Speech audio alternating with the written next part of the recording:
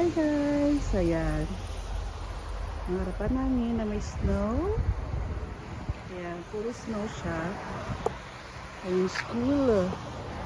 Ayan yung driveway namin. Inayos na namin kasi alis ako na kumamaya. Papasok sa work. Ayan. So ayan, ang kapal ng ice sa ibabaw ng car. Kasi nasa labas lang siya. Ayan. Mainit siya, may araw. Pero hindi pa rin. Bukas pa ito. Bukas pa siya mawawala totally. Ayan na. Ang puti-puti. Ang paligid.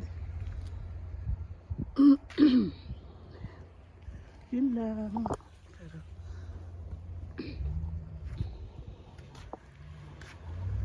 ang kapal ng ice na yun ah. Ano gamitin ng sasakyan? Yung pula? Ha?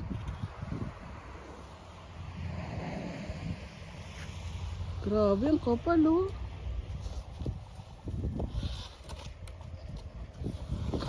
Wala, ang tigas. Ako, ubo na ako.